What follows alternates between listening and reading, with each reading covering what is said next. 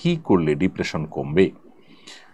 Depression থেকে রক্ষা পাওয়ার জন্য আমাদের একটা শর্ট ভিডিও আছে ইউটিউব এবং ফেসবুকে, আপনি সেটা দেখে নিতে পারেন। সেখানে আমরা কোরআন হাদিসের আলোকে কিছু পরামর্শ দিয়েছি। প্রথমত, আল্লাহ বলেছেন আল্লাহ বিযিকরিল্লাহি তাতমাইন্নুল কুলুব, আল্লাহ তাআলার জিকির এটা মানুষ অন্তরকে প্রশান্ত করে। বিধায় অন্য ব্যস্ততা কমিয়ে আল্লাহর সাথে একান্ত যোগাযোগ বাড়ানো, আল্লাহর স্মরণ, আল্লাহর জিকির এটা বৃদ্ধি করা, এটা হবে আপনার ডিপ্রেশন দূর করবার অন্যতম উপায়।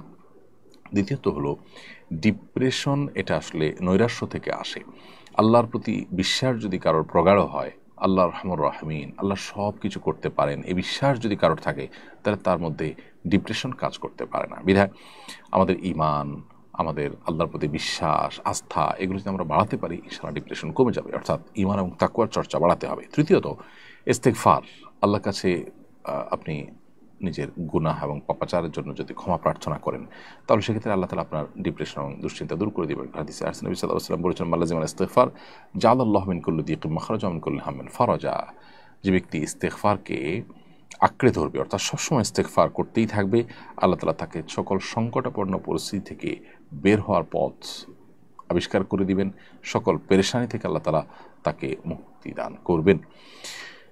এর পাশাপাশি চতুর্থ যে বিষয়টি বলতে চাই, তা হলো দুরূদ পাঠ করা। বেশি বেশি দুরূদ পাঠ করলে সেটাও আমাদের দুশ্চিন্তা, পেরেশানি, ডিপ্রেশনকে দূর করবে ইনশাআল্লাহ, কারণ দুরূদের মাধ্যমেও সেটি হবে বলে হাদিসে রয়েছে। এবং সর্বশেষ বলতে চাই যে বিশেষ দোয়া আছে নবী সাল্লাল্লাহু আলাইহি ওয়াসাল্লামের, আল্লাহুম্মা ইন্নী আউযু বিকা মিনাল হাম্মি ওয়াল হাযান। আল্লাহ আপনার কাছে টেনশন, ডিপ্রেশন, দুশ্চিন্তা থেকে পানা চাই।